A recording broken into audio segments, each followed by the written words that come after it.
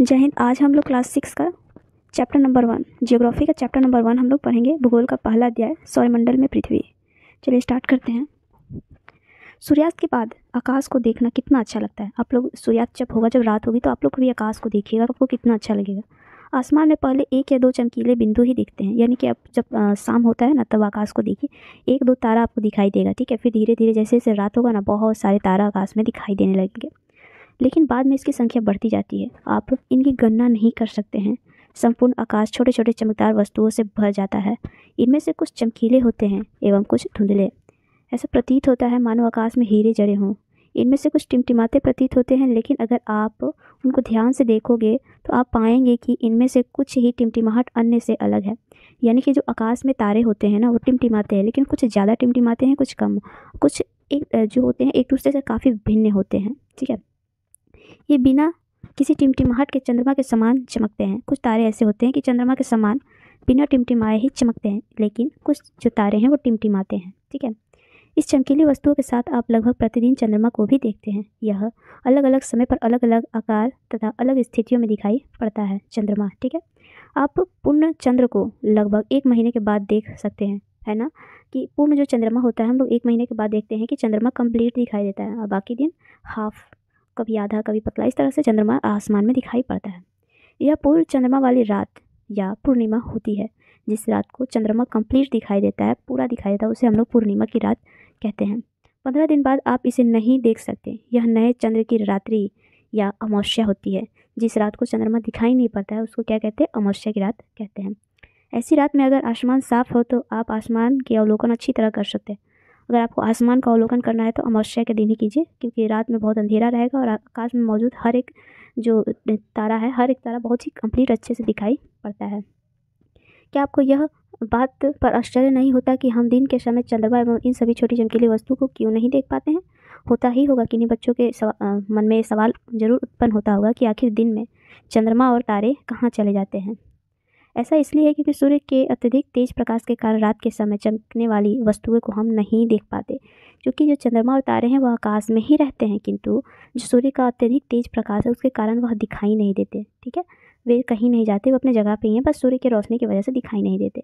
ठीक है, सूर्य, चंद्रमा तथा वे अन्य वस्तुएं जो रात के समय आसमान में चमकती है खगोलीय पिंड कहलाती है। ठीक है, सूर्य भी है, चंद्रमा, और वे सारी जो वस्तुएं जो आसमान में चमकती हैं, दिखाई देती हैं, उसे हम लोग खगोलीय पिंड कहते हैं। ठीक है, कुछ खगोलीय पिंड बड़े आकार के होते हैं और बड़े आकार वाले तथा गर्म होते हैं।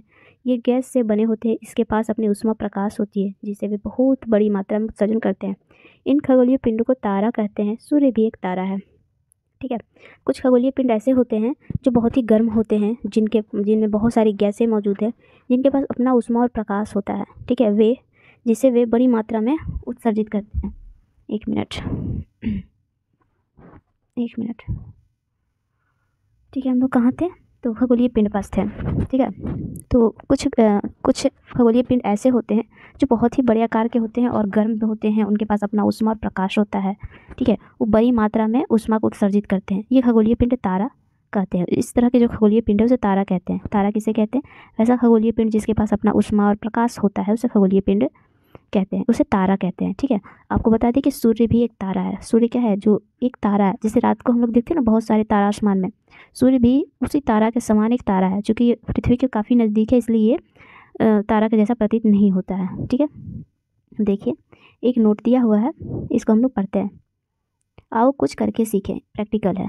आपको आवश्यकता होगी एक टॉर्च, एक सादा कागज़, पेंसिल, एक सुई।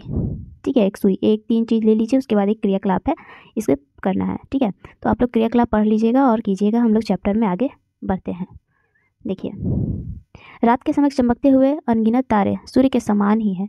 हमारा जो सूर्य है जो दिन में दिखाई देता है, और जो रात को तारा दिखाई देते हैं, सूर्य और तारा एक ही समान है। ठीक है, सूर्य को भी आप तारा कह सकते हैं, लेकिन इनमें से बहुत अधिक दूर होने के कारण हम लोग उसकी उष्मा प्रकाश को महसूस नहीं कर सकते। जो हमारे तारा हैं रात को जो दिखाई देते हैं वो भी एक सूर्य की तरह ही है, क्योंकि वो काफ़ी दूर है, इसलिए उसका उष्मा और प्रकाश हम लोग महसूस नहीं कर सकते, तथा वे अत्यंत छोटे दिखाई पड़ते हैं। लेकिन ये छोटे होते नहीं हैं जितने भी तारा हैं। आपने अवश्य ध्यान दिया होगा कि कुछ दूरी से देखने पर सभी वस्तुएं छोटी दिखाई पड़ती है। अत्यधिक ऊंचाई पर उड़ रहा हवाई जहाज भी कितना छोटा दिखाई पड़ता है। ठीक है, उसी तरह से तारा भी बहुत छोटा दिखाई देता है, लेकिन वो होता बहुत ही बड़ा है। रात्रि में आसमान की ओर देखते समय आप तारों के विभिन्न समूहों द्वारा बनाई गई विविध आकृतियों को देख सकते हैं। ये नक्षत्र मंडल कहलाते हैं। नक्षत्र मंडल क्या है कि रात्रि के समय आप जो तारा देखते हैं बहुत सारे, देखिएगा तारा का बहुत सारा डिजाइन, पैटर्न, समूह बना हुआ है, ग्रुप में रहता है तारा। ठीक है, तो इसी समूह को, इसी आकृति को जो बनता है उसे नक्षत्र मंडल कहा जाता है। देखिए जैसे कि ये बच्ची देख रही है, देखिए ये बच्ची एक, देखिए तारा का डिजाइन है ना, इस तरह से बना हुआ है। इसका क्या नाम है? सप्तऋषि कहा जाता है इस तारे के ग्रुप को, जिसमें 7 हुआ है, 1 2 3 4 5 6 7 है। ठीक है, बहुत सारे तारों का ग्रुप है जिसका नाम भी दिया हुआ है इसमें। देखिए अर्सा मेजर या बिग बियर इस प्रकार का एक नक्षत्र मंडल है। बहुत आसानी से पहचान में आने वाला नक्षत्र मंडल है, बहुत आसानी से पहचान में आ जाएगा। आप रात को देखिएगा, आपको अगर अच्छे से आप देखेंगे तो इस पर नज़र आराम से पड़ जाएगा। ये 7 समूह वाले नक्षत्र मंडल पर, जैसे सप्तऋषि है, सप्त मतलब 7 और ऋषि मतलब संत। यह 7 तारों का समूह होता है जो कि नक्षत्र मंडल अर्सा मेजर का एक भाग है। ठीक है, अपने परिवार या पड़ोस में किसी बड़े व्यक्ति को कहिए कि वह आपको आसमान में और अधिक तारे, ग्रहों या नक्षत्र मंडल को दिखाएं। आप लोग के पास अगर ऐसा माहौल बनता है तो आप लोग ज़रूर जाएं और रात को देखें आसमान में कि तारा का समूह किस प्रकार का है, कौन तारा चमक रहा है, कौन छोटा है, कौन बड़ा है, हर एक चीज़ को ऑब्जर्व कीजिए, अवलोकन कीजिए, देखिए। ठीक है, प्राचीन समय में लोग रात्रि में दिशा का निर्धारण तारों की सहायता से ही करते थे। ठीक है, प्राचीन के टाइम में मतलब पुराने टाइम में जो लोग थे ना, अपने दिशा का निर्धारण, ठीक है, वो तारों से मदद से ही करते थे। उत्तरी तारा उत्तर दिशा में को बताता है, इसे ध्रुव तारा कहा जाता है। एक तारा है ध्रुव तारा जो उत्तर दिशा की ओर बताता है। ये हमेशा उत्तर के साइड में रहता है ध्रुव तारा, और ये उत्तर दिशा की ओर बताता है। इसे देखकर लोग अपने दिशा का अवलोकन कर लिया करते थे। यह आसमान में हमेशा एक ही स्थान पर स्थित रहता है, इसका डायरेक्शन स्थान चेंज नहीं होता, इसलिए इससे देखकर हम लोग अपने दिशा का निर्धारण कर सकते हैं। हम सप्तऋषि की सहायता ध्रुव तारों की स्थिति को जान सकते हैं, जैसा कि आपको चित्र में दिखाया गया है। ये सप्तऋषि हैं, सप्तऋषि से 7 तारा का ग्रुप है, और जो लास्ट में ऐसा होता है इसी के लाइन में रहता है ध्रुव तारा ऊपर में। आप लोग रात को ज़रूर देखें। ठीक है, और ध्रुव तारा का खासियत क्या है कि एक ही जगह स्थिर रहता है, हमेशा एक ही जगह। यहाँ मान लीजिए ध्रुव तारा है और ये पृथ्वी है, और ये कहाँ रहता है? ये उत्तर के साइड में रहता है। ठीक है, उत्तर के साइड में रहेगा। पृथ्वी कितना भी घूम ले, हमेशा उत्तर के साइड में ही स्थित रहेगा। ठीक है, बाकी जितने भी तारे हैं उसकी स्थिति चेंज होती रहती है, किंतु इसका स्थिति चेंज नहीं होती है। ठीक है, ये इसकी खासियत है ध्रुव तारा की। देखिए आगे देखते हैं हम लोग।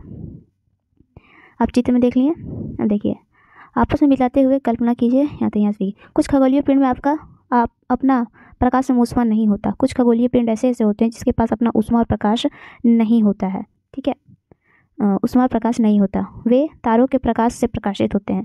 ठीक है, जो तारा होता है इसके पास अपना प्रकाश है, और कुछ खगोलीय पिंड ऐसे होते हैं जिसके पास अपना ऊष्मा है ही नहीं, तो ये तारों के प्रकाश से इसे लाइट लेकर ये भी चमकते हैं। ठीक है, ऐसे पिंड को ग्रह कहते हैं। ठीक है, ग्रह जिसे अंग्रेजी में प्लानेट कहते हैं, ग्रीक शब्द प्लेनेटाइन शब्द से बना है, जिसका अर्थ होता है परिभ्रमक। ठीक है, क्या अर्थ होता है? परिभ्रमक। प्लैनेट का अर्थ होता है परिभ्रमक, अर्थात चारों ओर घूमने वाला। जो अर्थ होता है, जो ग्रह होता है, वो हमेशा चारों ओर घूमता है। ये सूर्य है, सूर्य के चारों ओर ये अर्थ घूमता है। ठीक है, इसलिए इसका इंग्लिश में क्या कहते हैं? प्लैनेट कहते हैं, और प्लैनेट का ग्रीक शब्द से लिया गया है जिसका अर्थ होता है प्लेनेटाई। ठीक है, जिसका अर्थ होता है चारों ओर घूमना। ठीक है, आगे देखते हैं हम लोग। पृथ्वी जिस पर हम रहते हैं यह भी एक ग्रह है। यह अपना संपूर्ण आकाश एवं ऊष्मा सूर्य से प्रकाश और ऊष्मा सूर्य से प्राप्त करता है। हम लोग का पृथ्वी भी एक ग्रह है। ठीक है, और पृथ्वी पे जो प्रकाश ऊष्मा है ये सूर्य से प्राप्त करता है। जो पृथ्वी के सबसे नज़दीक का तारा है, पृथ्वी क्वेश्चन भी आता है कि पृथ्वी के सबसे नज़दीक का तारा कौन है, तो वो सूर्य है। ठीक है, सूर्य को बहुत अधिक दूरी से, जैसे चंद्रमा से देखने पर यह चंद्रमा की तरह चमकती हुई प्रतीत होती है। ठीक है, यानी कि हम लोग चंद्रमा पर जाकर अगर सूर्य को देखेंगे तो एकदम चंद्रमा की तरह चमकता हुआ ये सूर्य प्रतीत होता है। चलिए आगे देखते हैं। पहले एक रोचक तथ्य है, उसे हम लोग पढ़ लेते हैं। ठीक है, कुछ रोचक तथ्य। बृहस्पति, शनि, यूरेनस के चारों ओर के छल्ले हैं। अब क्या कह रहा है कि आसमान में दिखने वाला चंद्रमा यह उपग्रह है। क्या है चंद्रमा? यह एक प्रकार का उपग्रह होता है। यह हमारी पृथ्वी का सहचर्य है तथा इसके चारों ओर चक्कर लगाता है। जो हमारा पृथ्वी है, पृथ्वी के साथ में एक चंद्रमा है। ये चंद्रमा का क्या है कि ये पृथ्वी का चक्कर लगाता है। ठीक है, हमारी पृथ्वी के समान 7 अन्य ग्रह हैं। हम लोग के पृथ्वी के जैसा ही 7 अन्य ग्रह हैं जो सूर्य के प्रकाश में ऊष्मा प्राप्त करते हैं। उनमें से कुछ कुछ के पास चंद्रमा भी हैं। हमारे पृथ्वी के जैसा ही 7 अलग ग्रह है जिसके पास हमारे जैसा चंद्रमा भी है, ठीक है, चंद्रमा ज़्यादा है हम लोगों के पास। और ये जितने भी ग्रह हैं वो सूर्य से ऊष्मा और प्रकाश ग्रहण करते हैं। देखिए क्या दिया है, क्या आप जानते हैं? पौराणिक रोमन कहानियों में सोल सूर्य के देवता को कहा जाता था। सौर शब्द का अर्थ है सूर्य से संबंधित, इसलिए सूर्य के परिवार को सौरमंडल कहा जाता है। सौर शब्द का उपयोग करते हुए अधिक शब्दों को लिखें। ठीक है, आपके लिए क्वेश्चन है कि सौर शब्द का उपयोग करके और भी वर्ड खोजिए। जैसे सौर्य से बना सौरमंडल, सौर से और क्या क्या बन सकता है ये आप लोगों को बताना है। अब देखिए सौरमंडल क्या होता है। 8 ग्रह, सूर्य, 8 ग्रह, उपग्रह, कुछ अन्य खगोलीय पिंड जैसे कि क्षुद्र ग्रह एवं उल्का पिंड मिलकर सौरमंडल का निर्माण करते हैं। ठीक है, सूर्य हो गया, 8 ग्रह हो गए, उपग्रह हो गए, उपग्रह आपको समझाया मैंने, सूर्य तो पता है। ठीक है, सूर्य हो गया, सूर्य के चारों ओर जो चक्कर लगाते हैं जिसके पास ऊष्मा प्रकाश नहीं होता है वो हो गए उपग्रह। जो ग्रह के चक्कर लगाते हैं वो हो गए उपग्रह। ठीक है, उपग्रह। क्षुद्र ग्रह भी बताया था मैंने, बीच में बहुत सारे पत्थरों का एक ग्रुप है। क्षुद्र ग्रह एवं उल्का पिंड मिलकर सौरमंडल का निर्माण करते हैं। मतलब ये जितने भी ग्रह, उपग्रह, उल्का पिंड, ये सब मिलजुल कर क्या बनाता है, सौरमंडल का निर्माण करते हैं। उसे हम सौर परिवार का नाम देते हैं जिसका मुखिया सूर्य होता है। ठीक है, सूर्य बीच में रहता है, बाकी सब अपना चक्कर लगाने का काम करते हैं। ठीक है, अब पढ़ते हैं सूर्य के बारे में। ठीक, देखिए सूर्य के बारे में पढ़ते हैं। सूर्य सौरमंडल के केंद्र में स्थित है। ठीक है, सूर्य बीच में रहता है, बाकी किनारे किनारे ग्रह रहते हैं। यह बहुत बड़ा है एवं अत्यधिक गर्म गैस से बना है। इसका खिंचाव बल इसे सौरमंडल को बांधे रखता है। सूर्य का जो खिंचाव बल है, जितने भी ग्रह हैं पूरे सौरमंडल को ये बांध कर रखता है। सूर्य सौरमंडल के लिए प्रकाश एवं ऊष्मा का एकमात्र स्रोत है। जो हमारा सौरमंडल है इसमें जितना भी ऊष्मा और प्रकाश है सूर्य से ही लिया जाता है। ठीक है, एक मिनट, सूर्य से ही मिलता है। लेकिन हम इसकी अधिक तेज ऊष्मा को महसूस नहीं कर सकते क्योंकि सबसे नज़दीक का तारा होने के बावजूद यह हमसे काफ़ी दूर है। चूँकि सबसे नज़दीक का तारा है सूर्य, लेकिन फिर भी पृथ्वी से काफ़ी दूर है, इसलिए हम लोग अधिक इसका ऊष्मा उपयोग नहीं कर पाते हैं। ये आपके लिए सूर्य और पृथ्वी से लगभग 15 करोड़ किलोमीटर दूर है। ठीक है, सूर्य और पृथ्वी की दूरी कितना है, लगभग 15 करोड़ किलोमीटर दूर है। ठीक है, आगे देखते हैं हम लोग ग्रह के बारे में पढ़ते हैं। उसके पहले ये शब्द की उत्पत्ति क्या दिया हुआ है। ऐसे बहुत से शब्द जिसका उपयोग हम एक भाषा में करते हैं अक्सर वे दूसरी भाषाओं से लिए गए शब्द होते हैं। ठीक है, उदाहरण के लिए जियोग्राफी, जो हमारा ये बुक है जियोग्राफी, एक अंग्रेजी शब्द है। यह ग्रीक भाषा से लिया गया है जिसका अर्थ है पृथ्वी का विवरण। जियोग्राफी का क्या अर्थ होता है, पृथ्वी का विवरण। यह 2 ग्रीक शब्दों से मिलकर बना है, जियो। ठीक है, जियो शब्द का अर्थ है पृथ्वी एवं ग्राफी का अर्थ होता है लिखना, मतलब पृथ्वी के बारे में लिखना। ठीक है, आप जो जियोग्राफी बुक ये हम लोग पढ़ रहे हैं इसका क्या अर्थ होता है जियोग्राफी का, यहाँ दिया हुआ है। ठीक है, पहले तो जियोग्राफी का अर्थ होता है पृथ्वी का विवरण। ठीक है, और ये 2 शब्दों से बना है जियोग्राफी। जी का शब्द का अर्थ है पृथ्वी, ग्राफिक का अर्थ होता है लिखना। आइए पृथ्वी के संबंध में कुछ और जानते हैं। ठीक है, देखिए जियोलॉजी पृथ्वी का अध्ययन। ठीक है, पृथ्वी के अध्ययन को जियोलॉजी कहते हैं। जियोमेट्री पृथ्वी का मापन, पृथ्वी को अगर मापेंगे तो जियोमेट्री। जियोआइड पृथ्वी के आकार का अनुरूप जियोआइड। ठीक है, जियो से 3 शब्द बना है और तीनों काफ़ी इंपॉर्टेंट है। ठीक है, देखते हैं आगे हम लोग अब ग्रहों के बारे में हम लोग पढ़ते हैं। चलिए 1 मिनट, अब हम लोग ग्रहों के बारे में पढ़ते हैं। क्योंकि आपको पता है ग्रह 8 हैं। ठीक है, ग्रह हमारे सौरमंडल में 8 ग्रह हैं। सूर्य की दूरी के अनुसार वे सबसे पहले बुध, फिर शुक्र, पृथ्वी, मंगल, बृहस्पति, शनि, यूरेनस तथा नेपच्यून है। ठीक है, सूर्य में इसकी दूरी के अनुसार अंग्रेजी में ग्रहों के नाम याद रखने का आसान तरीका। ठीक है, सूर्य से दूरी के अनुसार अंग्रेजी में अगर याद करना है तो यहाँ पर बहुत ही आसान तरीका दिया है। My very efficient mother just served us nuts. ठीक है, इस तरह से कैसे हम लोग याद कर सकते हैं अभी देखते हैं। कहने का अर्थ है आप ये देखिए जैसे कि माई वेरी इफेक्टिव मदर, यानी माई मीन्स कह सकते हैं मरकरी मीन्स बुध। ठीक है, भी मीन्स हो जाएगा वीनस मतलब शुक्र, ई फॉर अर्थ मतलब पृथ्वी, एम फॉर हो गया हमारा मार्स मतलब मंगल, एंड जे फॉर हो गया जुपिटर यानी बृहस्पति, एस फॉर हो गया हमारा सेटर्न यानी शनि, एंड यू फॉर हो गया यूरेनस, एंड एन फॉर हो गया नेपच्यून। ठीक है, इसी के आप इस फॉर्मूला का यूज करके आप सूर्य के दूरी के आधार पर आप सभी ग्रहों को याद कर सकते हैं। ठीक है, आगे देखते हैं हम लोग सौरमंडल के सभी 8 ग्रह एक निश्चित पथ पर सूर्य का चक्कर लगाते हैं, ठीक है। बीच में सूर्य है और एकदम एकदम निश्चित दूरी पर यहाँ मान लीजिए बुध है, फिर एक निश्चित दूरी पर यहाँ शुक्र है, एकदम सेम निश्चित दूरी पर पृथ्वी। इस तरह से एक निश्चित दूरी पर ये लोग क्या करते हैं, बस सूर्य का चक्कर लगाते रहते हैं और इन लोगों के पास कोई काम नहीं है, बस चक्कर लगाते रहो, ठीक है।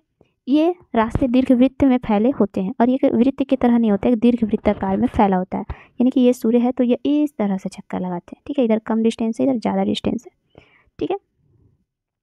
ये कक्षाएं कहलाती है, जिस पथ पे ये लोग मतलब घूर्णन करते हैं उसे कक्षा कहा जाता है। ये सूर्य है, मान लीजिए इस रूट पे ये बुध घूर्णन कर रहा है तो इसका ये घूमने का जो रास्ता है उसे कहते हैं कक्षा कहा जाता है, ठीक है, कक्षा कहा जाता है। बुध से सूर्य के सबसे नज़दीक है, बुध जो होता है सूर्य का सबसे नज़दीक होता है। अपनी कक्षा में सूर्य के चारों ओर चक्कर लगाने में इसे 88 दिन लगता है। ये जो बुध है सूर्य के चारों ओर 88 दिन में एक चक्कर लगाता है। शुक्र को पृथ्वी का जुड़वा ग्रह माना जाता है, ये आपको एग्जाम में आता है, शुक्र को पृथ्वी का जुड़वा ग्रह माना जाता है, ठीक है, क्योंकि इसका आकार पृथ्वी के आकार से एकदम समान, लगभग समान है। पृथ्वी का आकार और है हमारा ये शुक्र का आकार एकदम समान है, इसलिए इसमें शुक्र को पृथ्वी का जुड़वा ग्रह कहा जाता है। आगे है हमारा माना जाता है, ठीक है। आगे हमारा अभी तक प्लूटो भी एक ग्रह माना जाता था, अभी तक इससे पहले हमारा 9 ग्रह था, ठीक है। प्लूटो एक था, इसे भी ग्रह माना जाता था, ठीक है। परंतु अंतर्राष्ट्रीय खगोलीय संगठन ने अपनी बैठक 2006 में यह निर्णय लिया कि कुछ समय पहले खोजे गए खगोलीय पिंड, ठीक है, प्लूटो बौना ग्रह कहे जा सकते हैं, ठीक है। ये बौना ग्रह है, इसे ग्रह के लिस्ट से बाहर कर दिया गया था। 2003 में एक बैठक की गई थी, एक संगठन बनाया गया था अंतर्राष्ट्रीय, ठीक है। आगे देखिए क्या आप जानते हैं, रात में आकाश को देखकर मनुष्य हमेशा ही मोहित होता है। खगोलीय पिंड एवं उसकी गति के संबंध में अध्ययन करने वाले को खगोल शास्त्रीय कहते हैं, ठीक है। खगोल शास्त्रीय क्या होते हैं, जो आकाश की या फिर जो हमारे आकाश में जितने भी खगोलीय पिंड है उसका जो अध्ययन करते हैं उसे खगोल शास्त्री कहते हैं। आर्यभट्ट प्राचीन भारत के प्रसिद्ध खगोल शास्त्री थे। उन्होंने कहा था कि सभी ग्रह चंद्रमा के परावर्तित सूर्य प्रकाश के कारण चमकते हैं। उन्होंने क्या कहा था कि चंद्रमा ये सूर्य है, ठीक है। देखिए क्या कहा था उन्होंने कि ये मान लीजिए सूर्य है, ये चंद्रमा है और ये पृथ्वी है, तो सूर्य से कुछ किरण चंद्रमा पर आती है और चंद्रमा से परावर्तित होकर जो लाइट है हमारे पृथ्वी पर आती है, जिससे जो ग्रह चमकता है। सूर्य आज विश्व के सभी भागों में खगोलविद ब्रह्मांड के रहस्यों के खोजने में लगे हुए हैं। आज भी बहुत सारे ऐसे रहस्य हैं जिसे खोजने में वैज्ञानिक जो हमारे खगोल शास्त्री हैं वे लोग लगे हुए हैं। अब हम लोग पृथ्वी के बारे में जानते हैं, ठीक है। पृथ्वी सूर्य से दूरी के हिसाब से पृथ्वी तीसरा ग्रह है, ये आपको पता है। आकार में यह 5वां सबसे बड़ा ग्रह है। आकार की बात करें तो आकार में सबसे 5वां ये सबसे बड़ा ग्रह है। सबसे छोटा ग्रह बुध है और सबसे बड़ा ग्रह बृहस्पति है, ये आपको पता होना चाहिए। यह ध्रुवों के पास छोटी चपटी है। ये जो हमारा सूर्य है इसका ध्रुव है, यानी कि हमारा जो पृथ्वी है कुछ इस प्रकार का है, आप कह सकते हैं। एक मिनट, हमारा जो पृथ्वी का आकार है इस तरह से कुछ ऐसे है, ऐसे करके, मतलब अच्छा से नहीं बना, मतलब ये ऊपर का भाग और नीचे का भाग, इसे हम लोग ध्रुव कहते हैं। ऊपर वाला उत्तरी ध्रुव और नीचे वाला दक्षिणी ध्रुव। ये जो इसका ध्रुव है वहाँ से थोड़ा चपटा है, ऊपर में भी थोड़ा चपटा है और नीचे में भी थोड़ा ये चपटा है, ठीक है। क्या बोला, ध्रुवों के पास थोड़ी ये चपटी है। यही कारण है कि इसके आकार को भू आभ कहा जाता है। इसलिए इसको हम लोग जो पृथ्वी का आकार है इसको हम लोग गोलाकार नहीं कहेंगे, इसको क्या कहेंगे, भू आभ का आकार हम लोग कहेंगे, ठीक है। यहाँ चपटा है, ऊपर में चपटा है, इस तरह का है ये। भू आभ का अर्थ है पृथ्वी के समान आकार, ठीक है। जीवन के लिए अनुकूल परिस्थितियाँ संभवतः केवल पृथ्वी पर ही पाई जाती है। जीवन जो है सिर्फ पृथ्वी पर ही पाई जाती है और किसी भी ग्रह में नहीं है। पृथ्वी ना तो अधिक गर्म है और ना ही अधिक ठंडा है। यहाँ पानी और वायु उपस्थित है जो हमारे जीवन के लिए आवश्यक है। जीवन के लिए क्या आवश्यक है, वायु चाहिए, मौसम एकदम अनुकूल होनी चाहिए, ना ज़्यादा गर्मी ना ज़्यादा ठंडा, नॉर्मल होनी चाहिए, पानी होनी चाहिए, तो हवा होनी चाहिए जो हमारी पृथ्वी पर मौजूद है। इसीलिए पृथ्वी पर ही जीवन है और किसी भी ग्रह पर नहीं है। वायु देखिए आगे है, एक मिनट देखिए, जो हमारे जीवन के लिए आवश्यक है। वायु में जीवन के लिए आवश्यक गैस भी, हमारे जीवन के लिए जो आवश्यक गैस है जैसे कि ऑक्सीजन भी यहाँ पृथ्वी पर मौजूद है। इन्हीं कारणों से पृथ्वी को सौरमंडल का सबसे अद्भुत ग्रह कहा जाता है। ये आपके क्वेश्चन भी बनते हैं कि पृथ्वी को अद्भुत ग्रह क्यों कहा जाता है, क्योंकि जो पृथ्वी एकमात्र ऐसा ग्रह है जहाँ जीवन संभव है। यहाँ की जो मौसम है ना ज़्यादा गर्म है ना ठंडी है, यहाँ पानी मौजूद है, यहाँ हमारे जीवन के लिए आवश्यक जो ऑक्सीजन है वो मौजूद है, इसीलिए पृथ्वी को अद्भुत ग्रह कहा जाता है। अंतरिक्ष से देखने पर पृथ्वी नीला दिखाई पड़ती है क्योंकि इसकी 2/3 सतह पानी से ढकी हुई है, इसलिए इसे नीला ग्रह कहा जाता है। ठीक है, ये नीला ग्रह भी क्वेश्चन आता है। नीला ग्रह पृथ्वी क्यों कहा जाता है? क्योंकि पृथ्वी का 2/3 हिस्सा पानी से ढका हुआ है, इसलिए इसे नीला ग्रह कहा जाता है। ठीक है, 2/3 का मतलब क्या हो गया? मान लीजिए एक पृथ्वी है, इसका 3 हिस्सा कर दीजिए, इसका 2/3 3 हिस्सा कर दिए, इसका 2 हिस्सा पानी से ढका हुआ है, एक हिस्सा पे ज़मीन है। ठीक है, आगे देखते हैं हम लोग। आगे क्या आप जानते हैं, एक पॉइंट दिया हुआ है, प्रकाश की गति लगभग 3 लाख किलोमीटर प्रति सेकेंड है। प्रकाश जो होता है, लाइट 3 लाख किलोमीटर 1 सेकेंड में चलता है। इस गति के बावजूद सूर्य का प्रकाश पृथ्वी पहुंचने में 8 मिनट का समय लगता है। सूर्य का जो लाइट है पृथ्वी पर पहुंचने में 8 मिनट लग जाता है। ठीक है, और 1 सेकेंड में लाइट जो है 3 लाख किलोमीटर चलता है। ठीक है, बहुत ही रोचक तथ्य था वो। और हम लोग एक रोचक तथ्य देखते हैं। नील आर्मस्ट्रॉन्ग पहले व्यक्ति थे जिन्होंने 20 जुलाई 1969 यानी 1969 को सबसे पहले चंद्रमा की सतह पर कदम रखा था। मालूम करो कि और किन किन भारतीय चंद्रमा पर गए थे, कौन कौन से भारतीय चंद्रमा पर गए थे, ये आपको पता लगाना है। ठीक है, आगे देखते हैं। चंद्रमा के बारे में पढ़ते हैं। हमारी पृथ्वी के पास केवल एक उपग्रह है जिसका नाम क्या है? चंद्रमा है। ठीक है, इसका व्यास पृथ्वी के व्यास से 1/4 है। मतलब पृथ्वी का व्यास और चंद्रमा के व्यास का 1/4 है, मतलब कि 4 गुना, मतलब पृथ्वी जो है पृथ्वी से 4 गुना बड़ा, ऐसा कह सकते हैं। यह इसका बड़ा इसलिए प्रतीत होता है, पृथ्वी बहुत बड़ा प्रतीत होता है, तारा सूर्य के अकॉर्डिंग ज़्यादा बड़ा हमारा प्रतीत होता है चंद्रमा। ऐसा प्रतीत क्यों होता है? क्योंकि यह हमारे ग्रह एवं खगोलीय पिंडों की अपेक्षा काफ़ी नज़दीक है, इसलिए यह लगभग 3,82,400 किलोमीटर दूर है पृथ्वी से। और सूर्य और पृथ्वी का दूरी कितना है आप बताएंगे? हम लोगों ने पढ़ा था अभी 15 लाख किलोमीटर, 15 करोड़। ठीक है, 15 करोड़। अब आप पृथ्वी के सूर्य चंद्रमा की दूरी की तुलना कर सकते हैं। ठीक है, देखिए उपग्रह क्या होता है। उपग्रह देखिए, उपग्रह एक खगोलीय पिंड है जो ग्रहों के चारों ओर और उसकी एक चक्र लगाता है, जिस प्रकार सूर्य ग्रह के चारों ओर चक्कर लगाता है। उपग्रह क्या होता है? हमारा जो सूर्य है, सूर्य के चारों ओर चक्कर कौन लगाता है? तो ग्रह लगाता है। ठीक है, और ग्रह का जो चक्कर लगाता है ना चारों ओर, उसको हम लोग उपग्रह कहते हैं। और जो चंद्रमा है यह उपग्रह है, क्योंकि ये पृथ्वी के चक्कर लगाता है। और ये उपग्रह सिर्फ पृथ्वी के चक्कर लगाता है, उसके साथ साथ सूर्य का भी चक्कर लगाता है। ऐसा नहीं कि पृथ्वी के चक्कर लगा रहा बस, पृथ्वी जो सूर्य का चक्कर लगा रहा है तो चंद्रमा भी तो सूर्य का चक्कर लगा रहा है। ठीक है, जो ग्रह होता है, ग्रह तथा सूर्य दोनों का चक्कर लगाता है। ठीक है, अब देखिए ये तो हो गई ग्रह के बारे में। अब मानव निर्मित भी उपग्रह होते हैं। मानव द्वारा भी बहुत सारे उपग्रह जो है बनाकर आकाश में छोड़े गए हैं। मानव निर्मित उपग्रह एक कृत्रिम पिंड है। यह वैज्ञानिक द्वारा बनाए जाते हैं, जिसका उपयोग ब्रह्मांड के बारे में जानकारी प्राप्त करने एवं पृथ्वी पर संचार माध्यम के लिए किया जाता है। इसे रॉकेट के द्वारा अंतरिक्ष में भेजा जाता है एवं पृथ्वी के कक्षा में स्थापित कर दिया जाता है। अंतरिक्ष में उपस्थित कुछ भारतीय उपग्रह का नाम देखिए, IRS है, एडुसेट है इत्यादि। ठीक है, भारत के द्वारा भी बहुत सारे उपग्रह बनाकर अंतरिक्ष में छोड़े गए हैं जो पृथ्वी के मतलब चक्कर लगाते हैं। ठीक है, इसका उपयोग क्या किया जाता है? तो उपयोग किया जाता है दूरसंचार में। ठीक है, जो हम लोग टेलीविज़न देखते हैं इसका उपयोग हम लोग करते हैं। ठीक है, उपग्रह के माध्यम से इसका किया जाता है उपयोग। देखते हैं आगे, ये हो गया मानव निर्मित उपग्रह, आप चित्र में देख सकते हैं। अब देखते हैं आगे। चंद्रमा पृथ्वी का चक्कर लगभग 27 दिन में पूरा करता है। जो चंद्रमा होता है पृथ्वी का एक चक्कर 27 दिन में लगाता है। लगभग इतने ही समय पर ये अपने अक्ष पर भी चक्कर लगाता है। ठीक है, चंद्रमा जो है अपने अक्ष पर भी 27 दिन में चक्कर लगाता है और पृथ्वी का चक्कर भी 27 दिन में लगाता है। इसके परिणाम स्वरूप पृथ्वी से हमें चंद्रमा का केवल एक ही हिस्सा दिखाई पड़ता है। इसीलिए हम लोग का हमेशा चंद्रमा का एक ही हिस्सा दिखाई देता है। कंप्लीट चंद्रमा महीना में एक ही दिन दिखाई पड़ता है, क्योंकि ये मान लीजिए हमारा पृथ्वी है और ये चंद्रमा है। ठीक है, ये पृथ्वी का गोल गोल चक्कर लगाएगा तो अभी यहाँ है, हो सकता है अगला दिन पृथ्वी के पीछे छुप जाए तो आधा दिखाई दे, और पीछे छुप जाए तो और आधा दिखाई दे। इसी तरह से क्या होगा, ये गोल गोल चक्कर लगाते रहता है तो हम लोगों को कभी कंप्लीट चंद्रमा दिखाई देता है, कभी दिखाई ही नहीं देता है, कभी आधा दिखाई देता है। इस तरह से चंद्रमा का जो आकृति है बदलते रहता है। ठीक है, आगे देखते हैं हम लोग। चंद्रमा की परिस्थितियाँ जीवन के अनुकूल नहीं है। चंद्रमा पे जीवन नहीं है ऐसा हम लोग कह सकते हैं, क्योंकि वहाँ पानी नहीं है, हवा नहीं है, ऑक्सीजन नहीं है, इसलिए हम लोग चंद्रमा पर जीवन की कल्पना नहीं कर सकते हैं। इसकी सतह पर पर्वत है, मैदान है, गड्ढे हैं जो चंद्रमा की सतह पर छाया बनते हैं। चंद्रमा को अगर रात को आप लोग ध्यान से देखेंगे ना तो बहुत सारा काला काला धब्बा दिखाई देगा।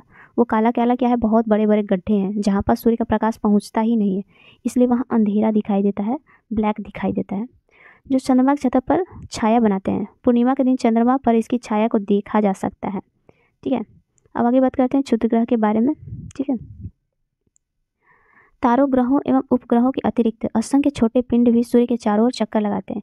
इसे क्षुद्र ग्रह कहते हैं। हम लोगों ने चित्र में देखा था कि सूर्य है, फिर बुध है, शुक्र है, पृथ्वी है, उसके बाद बहुत सारे छोटे छोटे पिंड थे जो सूर्य के चक्कर लगाते थे। उसे क्या कहते हैं? क्षुद्र ग्रह कहते हैं। ये बृहस्पति की कक्षाओं के बीच पाए जाते हैं। और ये क्षुद्र ग्रह कहाँ होते हैं? तो मंगल और बृहस्पति के बीच में पाए जाते हैं। ठीक है, हाँ पाए जाते हैं। वैज्ञानिक के अनुसार क्षुद्र ग्रह के ही भाग हैं। वैज्ञानिक का मानना है कि जितने भी ग्रह हैं ना उसी का भाग है। ग्रह में से टूट कर क्या हुआ है कि ये बहुत सारे क्षुद्र ग्रह बने हैं जो बहुत ही वर्ष पहले विस्फोट के बाद ग्रहों से टूटकर अलग हो गए थे। ठीक है, अब उल्कापिंड के बारे में बात करते हैं।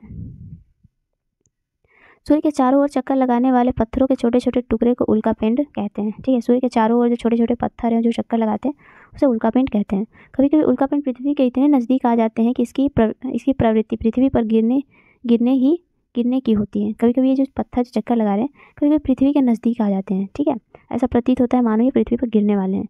इस प्रक्रिया के दौरान वायु के साथ घर्षण के कारण ये गर्म होकर जलने लगते हैं और जैसे ही ये पृथ्वी पर गिरने आते हैं तो पृथ्वी के पास वायुमंडल है, तो वायु में आने के बाद क्या होता है, इसमें घर्षण होता है और ये धीरे धीरे जलने लगते हैं।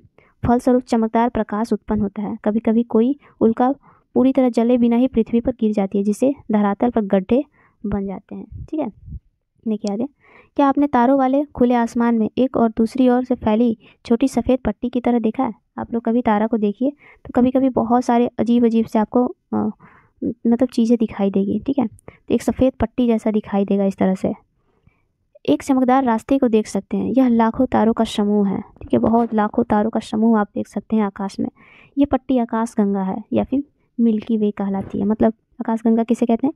लाखों करोड़ों मतलब तारों के समूह को आप आकाशगंगा कह सकते हैं। हमारा सौरमंडल एक आकाशगंगा का भाग है। प्राचीन भारत में इसकी कल्पना आकाश में प्रकाश की एक बहती नदी से की गई थी। ठीक है, इसलिए इसका नाम आकाशगंगा पड़ा था, की गई थी। इस प्रकार इसका नाम आकाशगंगा पड़ा था। आकाशगंगा करोड़ों तारों बादलों गैसों की एक प्रणाली है। इस प्रकार की लाखों जो आकाशगंगाएं हैं। ठीक है, देखिए अभी एक मिनट, हम लोग कहाँ थे? तो हम लोग अभी आकाशगंगा के बारे में पढ़ रहे थे। चंद्रमा पढ़ लिया था, उल्कापिंड, आकाशगंगा।